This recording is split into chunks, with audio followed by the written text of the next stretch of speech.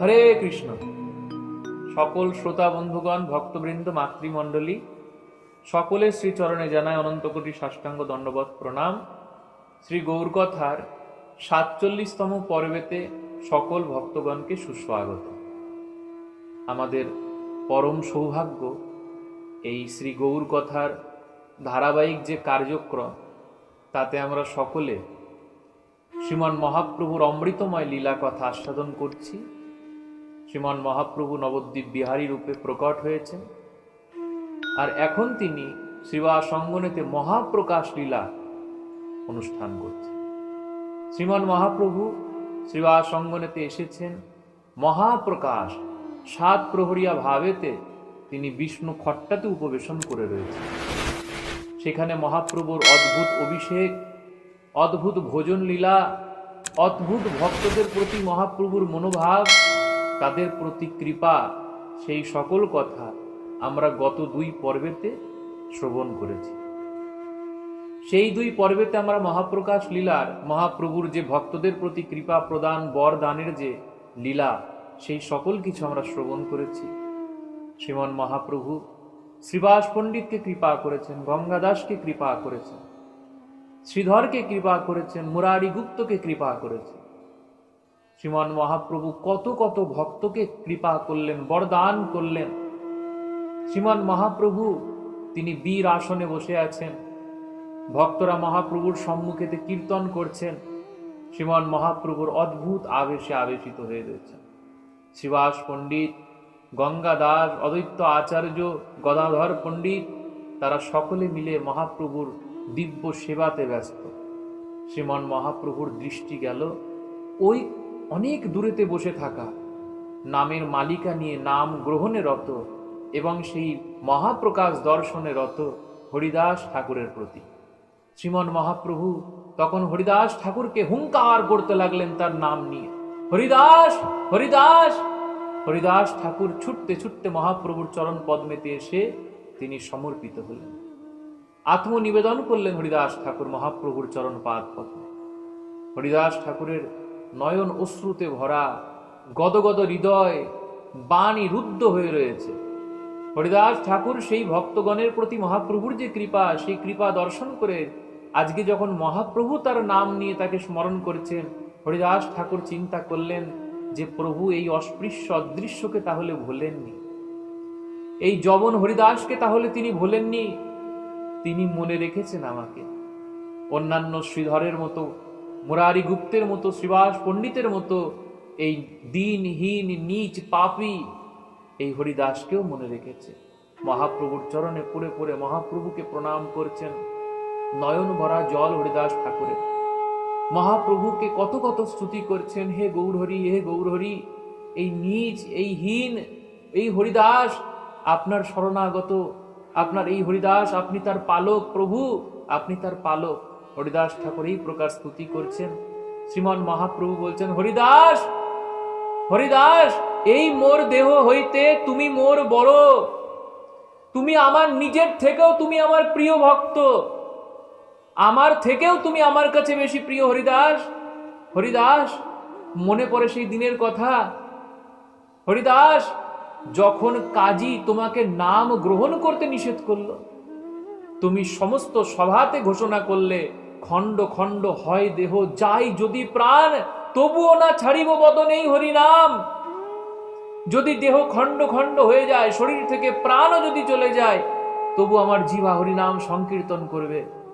মুলুক অধিপতি তোমাকে শাস্তি দিল, ২২ বাজার বেত্রাঘাত, যবনদের দ্বারা ২২ বাজার বেত্রাঘাত করবার নির্দেশ দিলেন। ২২ বাজারে তোমাকে বেত্রাঘাত করছেন তারা। হরিদাস, তখন আমি বৈকুণ্ঠ থেকে চক্র হাতেতে নিয়ে তাদেরকে খণ্ড খণ্ড করব বলে আমি সেখানে প্রকট হলাম, কিন্তু কিছু করতে পারলাম না। কারণ যে যবনরা তোমাকে প্রহার করছে, তুমি তাদেরও মঙ্গল কামনা করছো। আমার ভক্ত হরিদাস তাদেরও মঙ্গল কামনা করছে যারা তোমাকে প্রহার করছে। হরিদাস, তুমি যাদের মঙ্গল করো তাদের অনিষ্ট কি করে করব? কোনো প্রকারে তাদের চক্র দ্বারা কাটতে পারলাম না। তখন আমি চিন্তা করলাম, আমার ভক্ত অনেক কষ্ট করছে আমার নামের জন্য, আমার ভক্তির জন্য। আমার ভক্ত কত কত প্রহার সহ্য করছে, কত কত বেত্রাঘাত সহ্য করছে আমার হরিদাস। তখন হরিদাস আমি নিজে পিঠ পেতে তোমাকে রক্ষা করলাম। যত যত বেত্রাঘাত সেদিন তোমাকে মেরেছিল সব আমি নিজের দেহেতে গ্রহণ করলাম হরিদাস। তোহার মারণ নিজ অঙ্গে করি লই, এই তার চিহ্ন আছে মিথ্যা নাহি কই হরিদাস।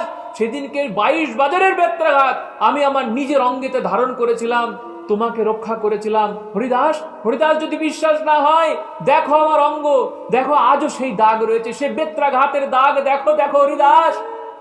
মহাপ্রভু সমস্ত ভক্তগণের সম্মুখে নিজের পৃষ্ঠ প্রদর্শন করে সেই বেত্রাঘাতের চিহ্ন দেখালেন। হরিদাস ঠাকুর মহাপ্রভুর চরণে পড়ে গেলেন। হা ঠাকুর, হা ঠাকুর, কি প্রয়োজন ছিল ঠাকুর? এই যবন শরীরে বেত্রাঘাত প্রয়োগ হতো, এই যবনকে হত্যা করে দিত তারা। ঠাকুর, এই যবনকে রক্ষা করবার জন্য আপনার কি দরকার ছিল ঠাকুর এই বেত্রাঘাতকে সহ্য করা? না না হরিদাস, আমার নিজের দেহের থেকেও তোমার দেহ আমার প্রিয়। তোমার দেহেতে আমার নিত্য বসবাস, তোমার জিহ্বাতে আমি নৃত্য করি। তুমি যখন নাম করো, তোমার নাম শ্রবণ করবার জন্য আমি সেখানে প্রকট হই এবং তোমার নাম শ্রবণ করি, তোমার নামামৃতকে আস্বাদন করি হরিদাস। একমাত্র নারা তোমাকে চিনতে পেরেছে। নারা বড় ভাগ্যবান যে নারা তোমার সঙ্গ লাভ করেছে, নারা তোমাকে চিনতে পেরেছে। হরিদাস ঠাকুর মহাপ্রভুর চরণে পড়ে স্তুতি করতে লাগলেন। হরিদাস ঠাকুর স্তুতি করছেন, হা মহাপ্রভু, হা মহাপ্রভু, আপনি ভক্ত বৎসল, আপনি ভক্তের মহিমা তো অনেক কিছু বলবেন, কিন্তু ঠাকুর আপনি যা বলছেন কোনো প্রকার যোগ্যতা আমার মধ্যে নেই। মহাপ্রভু, অদৃশ্য আমি, অস্পৃশ্য আমি। আমাকে যদি কেউ দর্শন করে তার কোটি কোটি জন্মের পুণ্য ক্ষয় হয়ে যায়। আমাকে যদি কেউ স্পর্শ করে গঙ্গাতে গিয়ে তাকে স্নান করতে হয়, এই প্রকার অধম দেহ আমার। ঠাকুর, ঠাকুর, কিন্তু তুমি পতিত পাবন, আমার মতো পতিতকে পাবন করার জন্য তুমি অবতীর্ণ হয়েছ। হা মহাপ্রভু, হা মহাপ্রভু, তুমি পতিত পাবন গৌর হরি। মহাপ্রভুর চরণে পড়ে গেলেন হরিদাস ঠাকুর। মহাপ্রভুর চরণ থেকে নিজ হস্তে তুলে বলছেন, হরিদাস ওঠো, ওঠো, আমার মহাপ্রকাশ দর্শন করো, আমার এই রূপের দর্শন করো, যে রূপের তুমি দীর্ঘদিন প্রত্যাশা করেছিলে। আমার এই মহাপ্রকাশ তুমি দর্শন করো। হরিদাস ঠাকুর মহাপ্রভুর চরণ থেকে মহাপ্রভুর সেই রূপকে দর্শন করছেন। অদ্ভুত হরিদাস ঠাকুর সেই ভূমিতে গড়াগড়ি দিচ্ছেন, ক্ষণে ক্ষণে মূর্ছিত হয়ে যাচ্ছেন, কত কত ক্রন্দন, মহাশ্বাস বইছে হরিদাস ঠাকুরের শরীরে। মহাবেশ হয়ে গেল হরিদাস ঠাকুর। তিনি মহাপ্রকাশ দর্শন করে হরিদাস ঠাকুর মহাবেশে মহাপ্রভুর চরণে পুরে ক্রন্দন করতে লাগলেন হরিদাস ঠাকুর। হা গৌর হরি, হা গৌর হরি, হা গৌর হরি, এই প্রকার পাপীকে তুমি এত কৃপা করলে। মহাপ্রভুর চরণে পড়ে মস্তক ঠুকে ঠুকে হরিদাস ঠাকুর ক্রন্দন করছে। হা মহাপ্রভু, হা মহাপ্রভু, তুমি এত পতিত পাবন, তুমি এত ভক্ত বৎসল, আমার মতো নরকের কীটকে তুমি এত কৃপা করলে ঠাকুর, আমার মতো অধমকে তুমি এত কৃপা। হে ভক্ত বৎসল ভগবান, তুমি এত দয়ালু, তুমি এত কৃপালু। শ্রীমান মহাপ্রভু হরিদাস ঠাকুরকে বললেন, হরিদাস, আজকে বর কামনা করো, তোমার যা অভিলাষ আজকে তা পূর্ণ করো হরিদাস, বর মাগো, বর মাগো। মহাপ্রভু হুঙ্কার করছেন, হরিদাস ঠাকুরকে বর চাইতে বলছেন। হরিদাস ঠাকুর করজোর করে মহাপ্রভুর কাছে বর চাইলেন। মহাপ্রভু, আপনি যদি আমাকে বর দান করেন, তবে এই হরিদাসকে আপনি এই বর দান করেন, তোমার চরণ ভজে যে সকল দাস, তার অবশেষ যেন হয় মোহার গ্রাস। হে মহাপ্রভু, তুমি আমাকে এই কৃপা করো ঠাকুর, যে যে দাস, যে যে ভক্তরা তোমার চরণের ভজনা করে, আমি যেন দিনান্তে প্রতিদিন তাদের উচ্ছিষ্ট অবশেষ পাত্র যেন আমি প্রাপ্ত হতে পারি। হে মহাপ্রভু, সেই সকল ভক্তের অবশেষ পাত্র যেন আমার প্রাপ্তি হয়। তোমার স্মরণহীন পাপ জন্ম মোর, সফল করহ দাস উচ্ছিষ্ট দিয়া তোর। আমার পাপী জন্ম, আমি মহাপাপী, আমি দুরাচারী, আমি অধম, আমি পতিত, অধম কুলে জন্ম আমার। মহাপ্রভু, এই অধমকে তারণ করো তোমার ভক্তদের উচ্ছিষ্ট দান করে। সফল করহ দাস উচ্ছিষ্ট দিয়া তোর, তোমার ভক্তদের উচ্ছিষ্ট দান করে, তোমার ভক্তদের অবশেষ মহাপ্রসাদ, মহাপ্রসাদ দান করে আমার এই জীবনকে সফল করো। শচীর নন্দন বাপ, কৃপা করো মোরে, কুক্কুর করিয়া রাখো মোরে ভক্ত ঘরে। হে মহাপ্রভু, এই হরিদাসকে কৃপা করো মহাপ্রভু, এই হরিদাসকে কৃপা করো শচী নন্দন, ওহে শচীনন্দন কৃপা করো যেন আমি কুকুর হয়েও ভক্তের ঘরেতে থাকতে পারি এবং তাদের অবশেষ উচ্ছিষ্ট প্রসাদ মহাপ্রসাদ আমি ভোজন করতে পারি। এই কৃপা হরিদাস ঠাকুরকে করো। হরিদাস ঠাকুরের প্রতি অত্যন্ত প্রসন্ন হয়ে গেলেন মহাপ্রভু।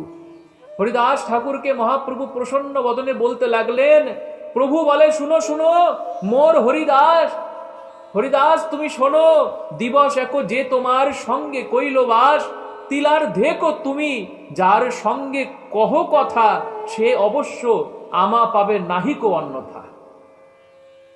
একদিন মাত্র যে তোমার সঙ্গ লাভ করেছে, তিলার্ধেক সময়ও যে তোমার সঙ্গেতে বসবাস করেছে, নিশ্চিত সে আমাকে প্রাপ্ত হবে, নিশ্চিত নিশ্চিত তার কৃষ্ণ প্রাপ্তি হবে। হরিদাস তোমারে যে করে শ্রদ্ধা, সে করে আমারে, নিরন্তর থাকি আমি তোমার শরীরে। হরিদাস যে তোমাকে শ্রদ্ধা করবে তার সেই শ্রদ্ধা সাক্ষাৎ আমি গ্রহণ করব, আমি সেই শ্রদ্ধা গ্রহণ করব, আমি সেই ভক্তি, আমি সেই প্রেম গ্রহণ করব যে তোমাকে শ্রদ্ধা ভক্তি করবে। আর হরিদাস নিরন্তর আমি তোমার শরীরে বসবাস করব। মহাপ্রভু তিনি হুঙ্কার করতে করতে হরিদাস ঠাকুরকে বললেন, মোর স্থানে, মোর সর্ব বৈষ্ণবের স্থানে বিনা অপরাধে ভক্তি দিল তোর দানে। হে হরিদাস, আমি তোমাকে আজকে বরদান করলাম যে তুমি বিনা অপরাধে তুমি কৃষ্ণ ভক্তি প্রাপ্ত হও, বেদ গোপ্য ভক্তি যোগ তোমার হৃদয়তে প্রকাশ হোক, তুমি সেই ভক্তি লাভ করো। বেদেও যা দান করতে পারে না, যে ভক্তির জন্য লোভায়িত ব্রহ্মা, শিব, শুক, নারদ তারা বৈকুণ্ঠের দ্বারে দ্বারে ভ্রমণ করে বেড়াচ্ছে, সেই ভক্তি আজকে আমি তোমাকে দান করলাম, আর সেই ভক্তির অধিকারী পাত্র তোমাকে বানালাম। তুমি যারে চাইবা তারে তুমি সেই ভক্তি যোগ দান করতে পারবা। হরিদাস ঠাকুরকে যখন শ্রীমন মহাপ্রভু এই প্রকার বরদান করলেন, সকল বৈষ্ণবগণ জয় হরিদাস বলে হুঙ্কার করতে লাগলেন।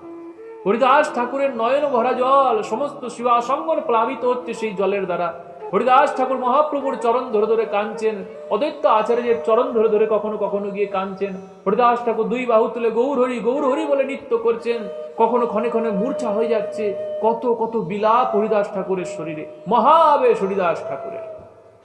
এই প্রকার শ্রীমন মহাপ্রভু হরিদাস ঠাকুরকে কৃপা করলেন, করুণা করলেন হরিদাস ঠাকুরকে।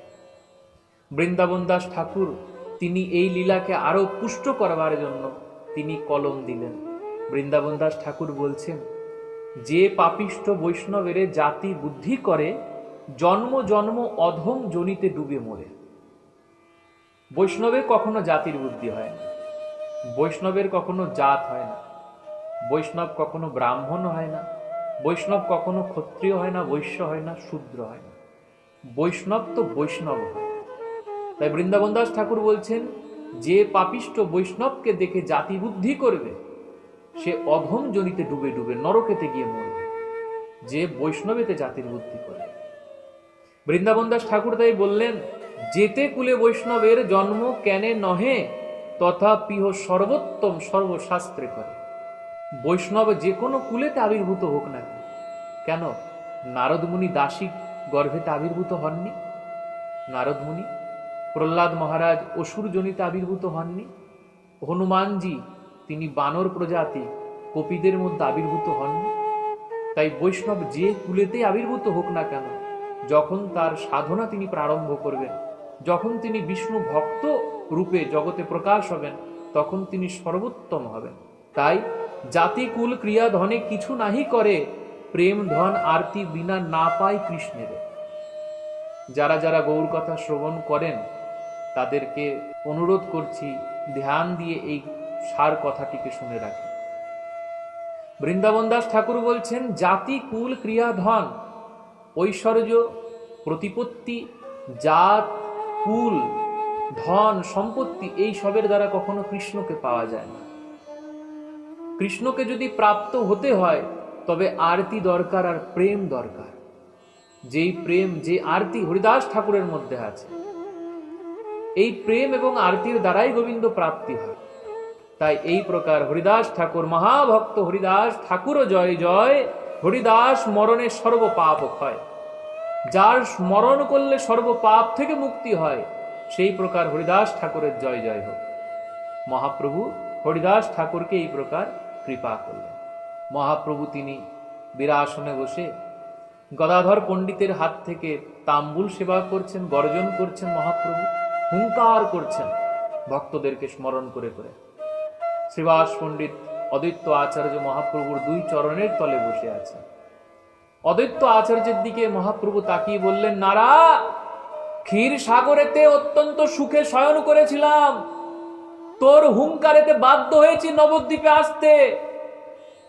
তোর হুঙ্কারের দ্বারা এই নবদ্বীপেতে প্রকট হয়েছি নারা, আর তুই আমাকে ছেড়ে ছেড়ে শান্তিপুরে চলে যাস। অদ্বৈত আচার্য দেব বলছেন, প্রভু আর কখনো তোমায় ছেড়ে শান্তিপুর যাব না প্রভু, আর কখনো তোমায় ছেড়ে যাব না।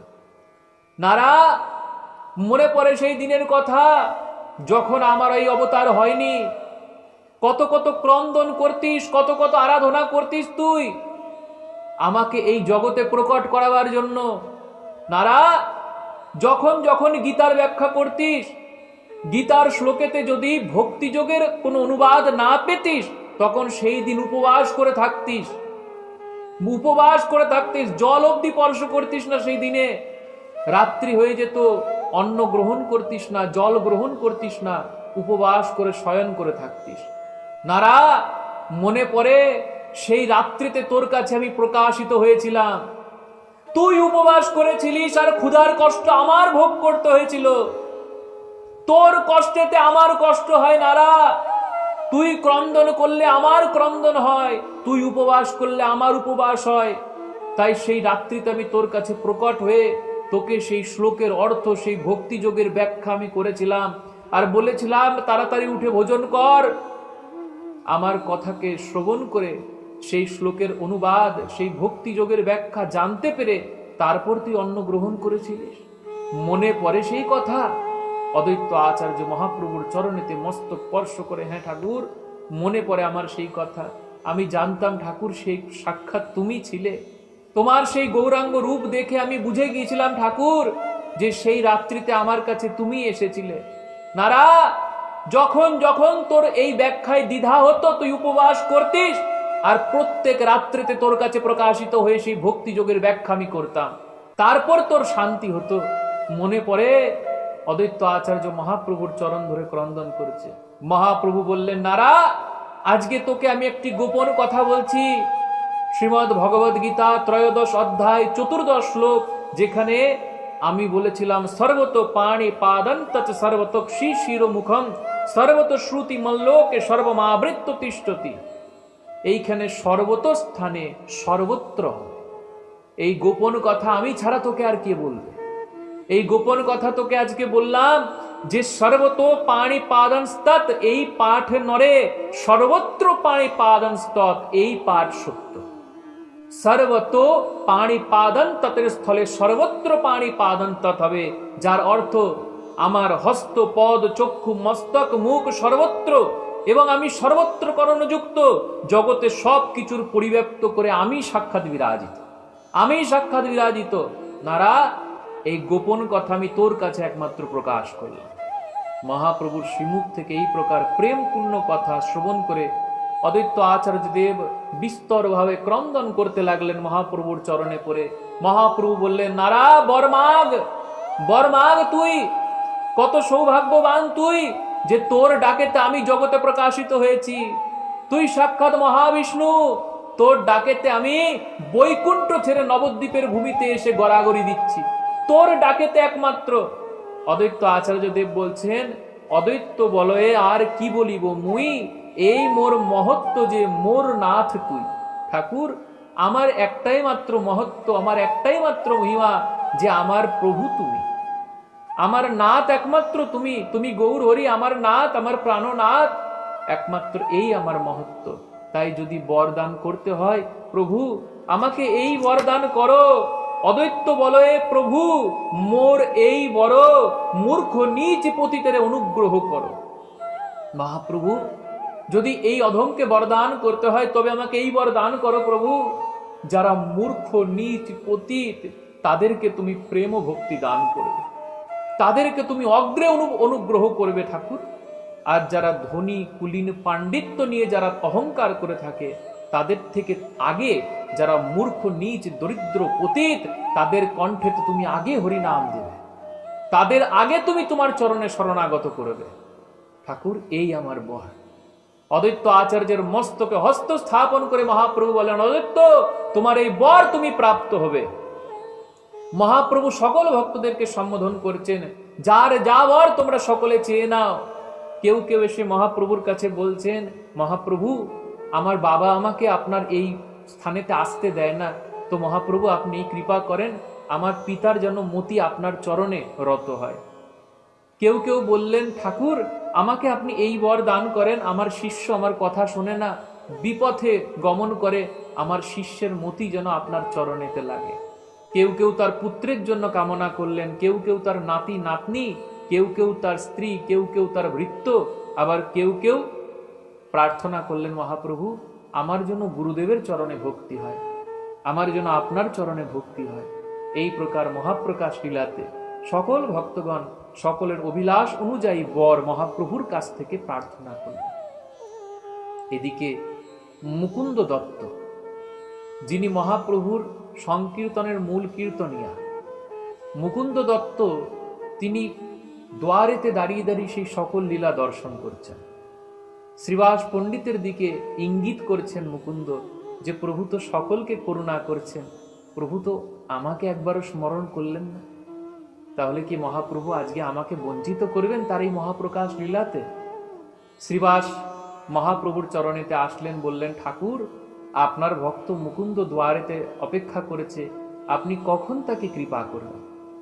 মহাপ্রভু হুঙ্কার করতে করতে বললেন, না না, মুকুন্দ কোনো প্রকার কৃপা পাবে না, ও ভক্তির স্থানে অপরাধ করেছে, ওর কৃপা হবে না, সকলকে কৃপা করব, মুকুন্দকে কদাপি কৃপা করব না। শ্রীবাস পণ্ডিত মহাপ্রভুর চরণে পড়ে যান। শ্রীবাস পণ্ডিত বলে, ঠাকুর, মুকুন্দ কি অপরাধ করেছে? আর যদি কোনো অপরাধ করেও থাকে, তাহলে নিজের ভৃত্য জ্ঞান করে, নিজের দাস জ্ঞান করে মুকুন্দের অপরাধকে ক্ষমা করে দেন ঠাকুর। মুকুন্দ অপেক্ষা করে আছেন, আপনি কখন তাকে কৃপা করেন? মুকুন্দকে কৃপা করেন প্রভু। মহাপ্রভু শ্রীবাস পণ্ডিতের সেই কথা শ্রবণ করে গর্জন করছেন। প্রভু বলে, হেন বাক্য কভু না বলিবা, ও বেটার লাগি মোরে কভু না সাধিবা। মুকুন্দের কথা আমার কাছে একদম বলবে না শ্রীবাস। শ্রীবাস পণ্ডিত বলছে, কেন প্রভু, এমন কি ঘোর অপরাধ করে ফেললো মুকুন্দ? যার কীর্তনেতে আপনি এত প্রসন্ন হন, যার কীর্তনেতে আপনার নয়ন গলে যায়, আপনার হৃদয় দিয়ে প্রেমাস্ত্র নির্গত হয়, সেই মুকুন্দকে আপনি কৃপা করতে চাইছেন না। মহাপ্রভু বললেন, ও তো খড়জাটিয়া, ও কখনো কখনো দন্তে খড় নেয়, কখনো কখনো আবার জাঠি ধারণ করে। যখন অদ্বৈতের সঙ্গ করে তখন দন্তেতে তৃণ নিয়ে বৈষ্ণবতা পালন করে, ভক্তি যোগ পালন করে। আবার যখন যখন এই মুকুন্দ ব্রহ্মবাদীদের সঙ্গেতে লিপ্ত হয়, তখন তখন ব্রহ্মের চিন্তন করে, তখন তখন ভক্তির নিন্দন করে। তাই ভক্তির চরণে অপরাধ করেছে মুকুন্দ, আমার দর্শন কখনো সে লাভ করতে পারবে না, কখনো সে আমার কৃপা লাভ করতে পারবে না, ভক্তির চরণে অপরাধ করেছে। মুকুন্দ দত্ত সেই কথা সব কিছু শ্রবণ করলেন। মুকুন্দ অত্যন্ত দুঃখিত হয়ে গেলেন, মস্তক নত করে মুকুন্দের নয়ন দিয়ে অজস্র অশ্রুপাত হচ্ছে। মুকুন্দ তার দোষ বুঝতে পারলেন, যে সত্য কথা, যখন যখন আমি মহাপ্রভুর সঙ্গ করতাম, যখন যখন আমি বৈষ্ণবদের সঙ্গ করতাম, তখন তখন কত কৃষ্ণেতে আমার অনুরাগ হতো। আবার যখন যখন ব্রহ্মবাদীদের সঙ্গ করতাম, তখন নিজেকে ব্রহ্ম জ্ঞান করতাম, নিজেকে ভগবান জ্ঞান করতাম। হায় হায়, এই দাস নিজেকে ভগবান জ্ঞান করতে অপরাধ হয়েছে, সত্যি আমি খড়জাটি। সেই কারণে মহাপ্রভু আমাকে কৃপা করলেন না। শ্রীবাস পণ্ডিতকে মুকুন্দ দত্ত ডাকলেন, শ্রীবাস, একবার মহাপ্রভুর কাছে জিজ্ঞাসা করে আসো যে মুকুন্দকে সে কবে কৃপা করবে, কোন জন্মে সে কৃপা করবে। শ্রীবাস পণ্ডিত ছুটতে ছুটতে মহাপ্রভুর কাছে আসলেন। গৌরহরি, মুকুন্দ জিজ্ঞাসা করছে যে মুকুন্দকে তুমি কোন জন্মেতে কৃপা করবে। মহাপ্রভু ঊর্ধ্ববাহু তুলে বলতে লাগলেন, মুকুন্দকে আমি কোটি জন্ম পরে কৃপা করব। 1 কোটি জন্ম গ্রহণ করবার পর মুকুন্দ আমার দর্শন পাবে, মুকুন্দ আমার কৃপা পাবে। শ্রীবাস পণ্ডিত মুকুন্দের কাছে সেই কথা বলতে গেলেন, কিন্তু মুকুন্দ মহাপ্রভুর শ্রীমুখ থেকেই সেই কথা শ্রবণ করে নিয়েছেন। দ্বারেতে যখন আসলো, শ্রীবাস পণ্ডিত দেখলো মুকুন্দের নয়নেতে গলিত অশ্রু, বাক্য রুদ্ধ হয়ে গিয়েছে, হৃদয়ে গদগদ ভাব, শরীরে স্তম্ভন পুলক অশ্রু। পাইব পাইব বলি করে মহানিত্য, প্রেমেতে বিহ্বল হইলা চৈতন্যের ভৃত্য। পাইব পাইব, আজকে না হোক কোটি জন্ম পরে আমি গৌরের দর্শন পাবো, আজ না হোক কোটি জন্ম পরে আমি মহাপ্রভুর করুণার পাত্র হব। পাইব পাইব পাইব বলে মুকুন্দ তিনি নৃত্য করছেন। এসে দেখলেন শিবাস পণ্ডিত তার দুয়ারে। পাইব পাইব বলে নৃত্য করছেন মুকুন্দ। মুকুন্দের সেই ভাব, সেই অনুরাগ, সেই আরতি মহাপ্রভু তিনি আনন্দিত মনেতে গ্রহণ করলেন।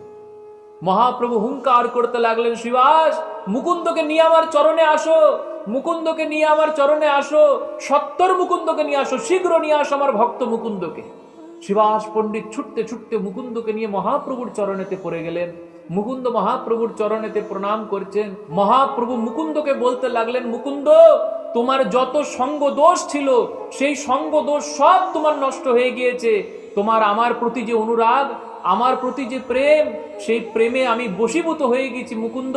তোমার কাছে আমার পরাজয় হয়ে গেছে মুকুন্দ। তুমি আমার প্রিয় পাত্র। আজকে তোমাকে বরদান করলাম, আজকে তোমাকে বরদান করলাম মুকুন্দ। ভক্তি বিলাইব মুই বলিলু তোমারে, আগে প্রেম ভক্তি দিলাম তোমার কণ্ঠস্বরে। আমি এই জগতে ভক্তি দান করবার জন্য, ভক্তি বিলানোর জন্য প্রকট হয়েছি, কিন্তু আমি কিসের দ্বারা সেই ভক্তিকে বিলাবো মুকুন্দ? তোমার কণ্ঠেতে সেই আমি ভক্তি দান করলাম, তোমার কণ্ঠস্বর, কণ্ঠসুরেতে সেই আমি প্রেম ভক্তি দান করলাম। তোমার কণ্ঠস্বর যে একবার মাত্র শ্রবণ করবে সে জন্ম জন্মান্তর কৃষ্ণ ভক্ততে পরিণত হবে। তোমার কণ্ঠস্বর যে একবার মাত্র শ্রবণ করবে সে আমার চরণে সর্বসময় রত থাকবে। হে মুকুন্দ, তোমার কণ্ঠেতে আমি কৃষ্ণ ভক্তি দান করলাম।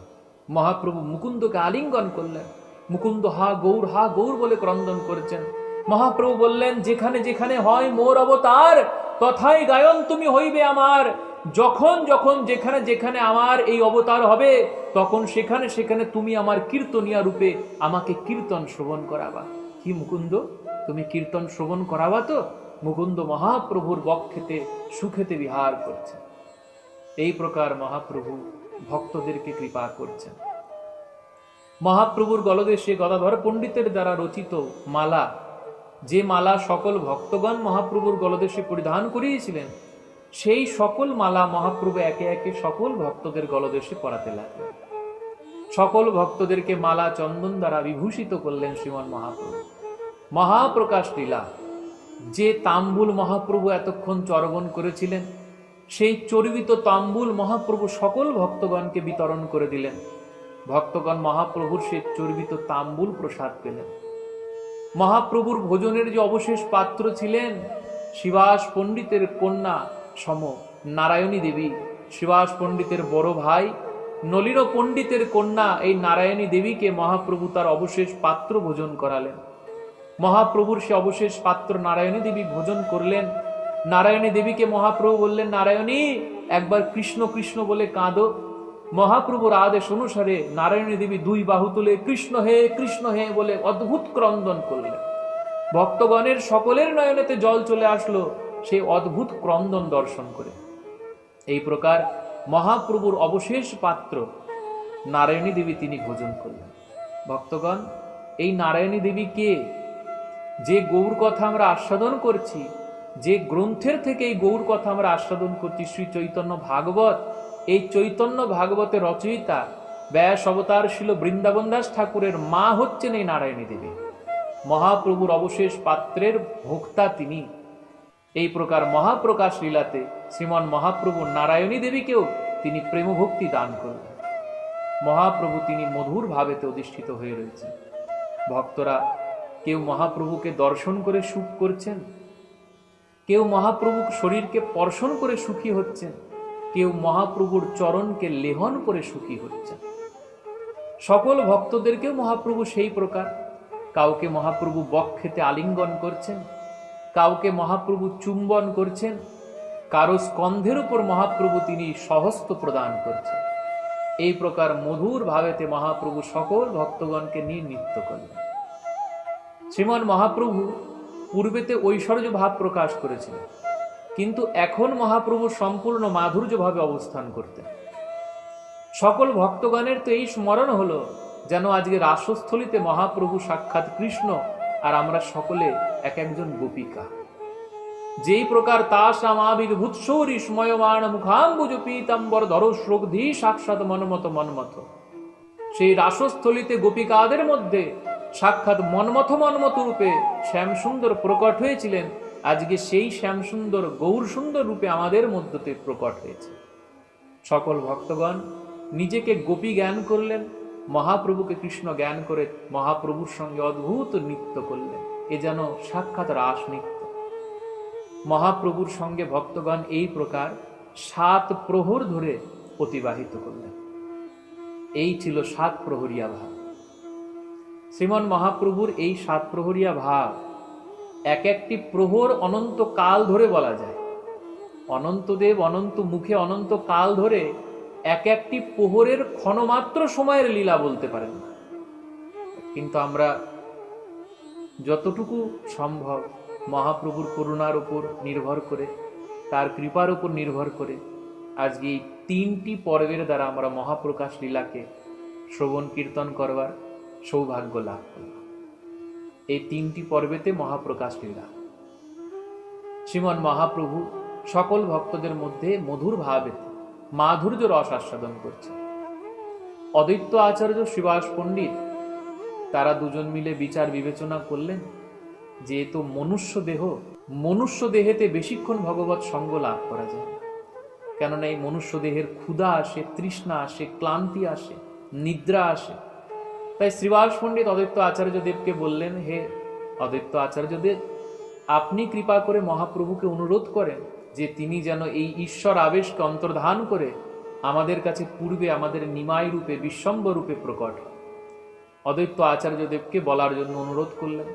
অদ্বৈত আচার্যদেব করজোরে মহাপ্রভুর চরণের তলে গিয়ে মহাপ্রভুর কাছে নিবেদন করলেন, মহাপ্রভু আপনি কৃপা করে এই সানন্দ আবেশকে অন্তর্ধান করেন, আর পূর্বে আমাদের কাছে আমাদের নিমাই রূপে আপনি প্রকাশিত হন।